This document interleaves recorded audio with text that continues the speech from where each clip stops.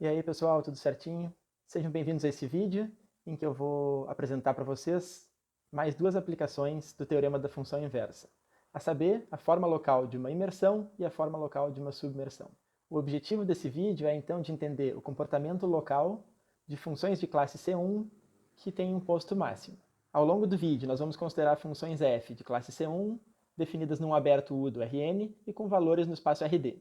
Lembra que o posto é usualmente definido só para transformações lineares. Nós vamos definir o posto de uma aplicação f, possivelmente não linear, como sendo o posto da derivada primeira de f, que portanto é uma transformação linear. Agora nós passamos então a definir os conceitos que nós vamos precisar no vídeo. Uma aplicação f é uma submersão quando, sempre que a gente olhar para a derivada f' de x em qualquer ponto x do aberto U, essa transformação for sobrejetiva.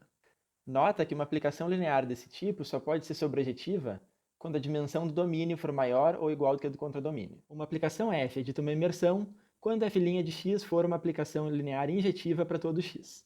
Nesse caso, por outro lado, nós só podemos ter injetividade se a dimensão do domínio for menor ou igual do que a do contradomínio. No caso em que as dimensões são iguais, injetividade é equivalente à sobrejetividade, e o teorema da função inversa já caracteriza aplicações desse tipo, são os diffeomorfismos locais. Observa que a transformação linear f' de x, em todos esses casos aí, possui posto máximo para todo x do aberto U. Nós vamos iniciar com o estudo das submersões, já que essas têm uma relação direta com o teorema da função implícita, como eu vou explicar para vocês. Inicialmente, vejamos como é que se comporta uma submersão no caso linear. Esse é o caso em que nós temos uma aplicação T do Rn mais M em Rn, uma transformação linear sobrejetiva. Observem a maneira que a gente escreve, a dimensão do domínio maior do que a do contradomínio, somando esse valor inteiro M. Observa que se nós escrevermos como N o núcleo de T, nós temos que o Rn mais M pode ser escrito como N perp, soma direta ortogonal com N. E a aplicação S igual a T restrita a N perp, pela sobrejetividade de T, é invertível. E além disso, a transformação linear G, dada por G de x mais y, usando a decomposição em soma direta, igual a S menos 1 de x mais y, é invertível e satisfaz T composta com G em x mais y igual a x mais 0, já que o y pertence ao núcleo de T. Isso nos mostra que, a menos de fazer uma mudança de coordenadas linear, representado aí por essa transformação invertível G, a nossa aplicação T se comporta que nem uma projeção na primeira coordenada. O nosso primeiro objetivo é mostrar que se f é uma submersão, ou seja, se a transformação linear f' de x é sobrejetiva para todo x, então a função f tem localmente o mesmo comportamento que essa transformação linear aí. Aí está o enunciado. Se f é uma submersão de classe CK e AB é um ponto do domínio de f, então existem vizinhanças dos pontos envolvidos e um diffeomorfismo de V por W em Z, também de classe CK, tal que f composta com G dá a projeção na primeira coordenada. Se nós considerarmos que o diffeomorfismo G é uma mudança de coordenadas curvilínea, dá para dizer que f, localmente e a menos dessa mudança de coordenadas, é igual a uma projeção. Deixa eu ilustrar esse teorema com uma figura. Dado um ponto AB no domínio U de f, nós escrevemos C como sendo a imagem desse ponto AB. O teorema nos diz que existe uma vizinhança Z do AB, uma vizinhança V do C, e uma vizinhança que é um produto cartesiano V por W do ponto CB, que fazem esse diagrama como está. Nós podemos ainda escrever que f é a projeção na primeira coordenada, composta com a inversa de G. Vamos ver então como que se prova esse teorema. A demonstração é praticamente igual à demonstração do teorema da função implícita que nós vimos no vídeo anterior. De qualquer maneira, eu vou repetir para fixar as ideias. A nossa hipótese de que f' de AB é sobrejetiva implica que nós podemos encontrar n colunas linearmente independentes na matriz associada à transformação linear f' de AB. Nós podemos supor, sem perda de generalidade, que são as n primeiras. Assim, como no teorema da função implícita, se f' de AB aplicado em h0 é igual a zero, nós devemos ter que o h é igual a zero. Nós definimos, então, f maiúsculo de xy como sendo f' de xy, y, de modo que a sua derivada pode ser obtida coordenada a coordenada, como f' de AB aplicado em hk, k. Para verificar que f' de AB é um isomorfismo, nós vamos analisar o núcleo dessa transformação linear. o vetor HK pertence ao núcleo se e somente se o K for zero, e daí também F' de AB aplicado em HK, que é igual a zero, for zero. E aí nós temos que tanto o H quanto o K devem ser nulos. Segue, então, que F' de AB é invertível e podemos aplicar o teorema da função inversa. No desenho, existem vizinhanças do AB e do CB, onde F maiúsculo é um difiomorfismo. Observem que nessa vizinhança do ponto CB, nós podemos considerar, dentro do aberto, um retângulo que é um produto cartesiano, onde V é uma vizinhança de C e o W é uma vizinhança do B. Assim, nós restringimos o difiomorfismo inverso e obtemos a vizinhança Z do ponto AB conforme o desenho em verde e azul. Pelo teorema da função inversa, existe a aplicação inversa, que nós vamos denotar aqui por Gzinho, e que está definida no V produto W e vai em Z. Analisando as coordenadas de G, nós escrevemos que G num ponto XY é a sua primeira coordenada G1 de XY e a segunda coordenada G2 de XY. E aí nós podemos aplicar F dos dois lados e utilizar que essas funções são inversas uma da outra. E, portanto, no lado esquerdo aqui, fica simplesmente o parzinho XY, enquanto no lado direito nós podemos utilizar a definição de F. E obtemos Fzinho na primeira coordenada, segunda coordenada, vírgula G2 de XY.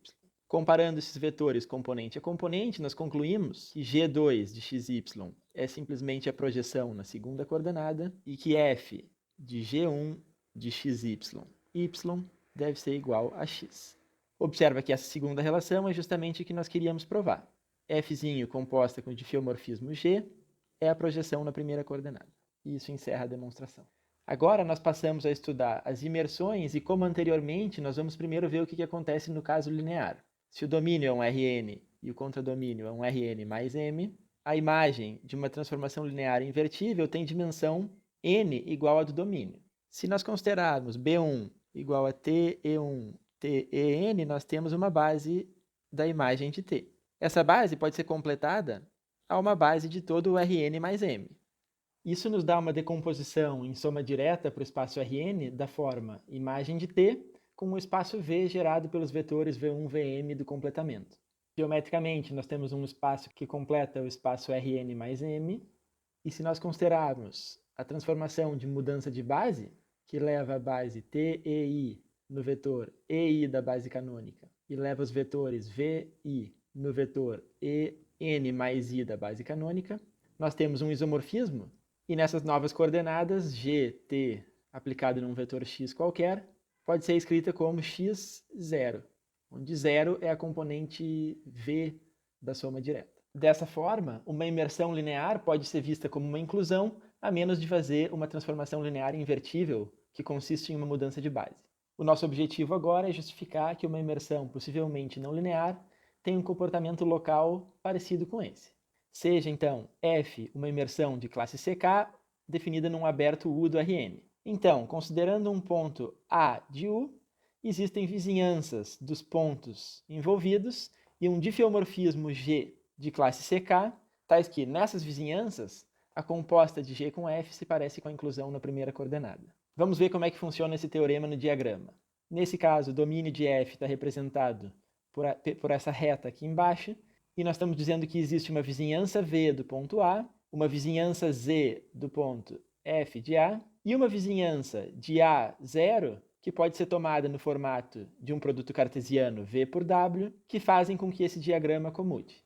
Assim, nós podemos escrever que G composta com F é essa inclusão que está representada aqui embaixo. Ou, de outra maneira, F pode ser escrita como a inversa do difiomorfismo G composta com a inclusão. Vejamos como é que é a prova desse resultado. Aqui também nós vamos utilizar o teorema da função inversa. Nesse caso, nós temos que F' de A é uma transformação linear de Rn em Rn mais m, que é injetiva. Dessa forma, a dimensão da imagem de F' de A é igual a n, e nós podemos escrever uma base para a imagem de F' de A como F' de A aplicado nos vetores da base canônica de Rn.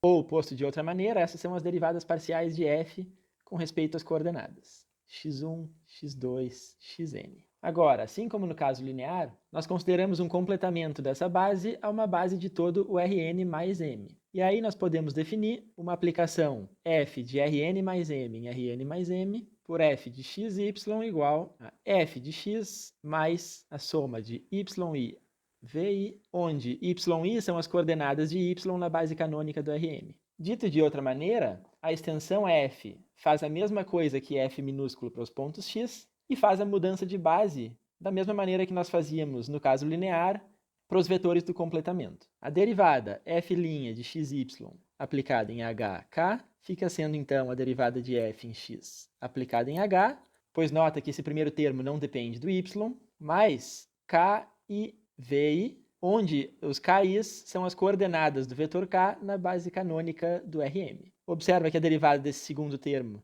não depende de x e é um termo linear em y, por isso que a derivada é igual à própria função nas variáveis y. Se você prefere analisar a derivada f' no ponto A, B em coordenadas, observem que as derivadas com respeito às variáveis x e somente envolvem a função f', enquanto que as derivadas com respeito a y aparecem só com dependência nos vetores v1, v2, vm. E aí, quando a gente multiplica pelo vetor hk, nós ficamos com a mesma expressão que eu tinha descrito anteriormente. Observem que a nossa extensão f foi definida justamente para que acontecesse isso, para que a base canônica do Rn mais m fosse levada nessa base em que nós completamos a base do espaço imagem f' de A.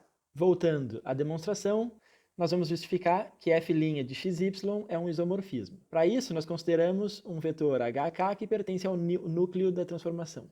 Olhando para a expressão da derivada f' de xy, nós temos que isso acontece se e somente se o zero é igual à soma df dxi vezes hi mais a soma vi vezes ki. E isso pode acontecer somente se todos os coeficientes forem iguais a zero, já que esses vetores formam por construção uma base do espaço Rn mais m. Logo, f' de xy é invertível e, portanto, pelo teorema da função inversa, existe localmente a inversa de f que eu vou denotar por g. Aqui nós vamos aplicar, na verdade, em xy igual a A0, e daí nota que f de A0 é igual a f de A. Assim, no desenho, nós temos uma vizinhança do ponto A0 e uma vizinhança do f de A, onde a nossa função é invertível. Mas dentro dessa vizinhança do A0, nós podemos considerar um retângulo V por W, onde o V é uma vizinhança de A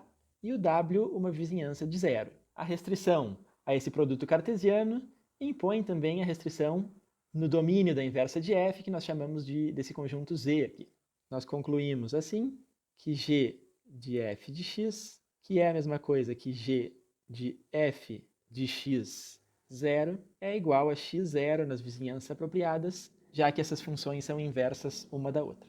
E isso era o que nós queríamos demonstrar.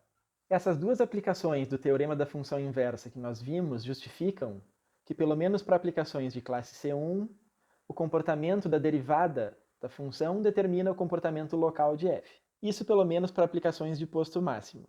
Nós vamos ver mais um resultado desse tipo, que é o teorema do posto, onde não necessariamente nós vamos supor posto máximo para as aplicações. Então, até a próxima semana. Por hoje era isso.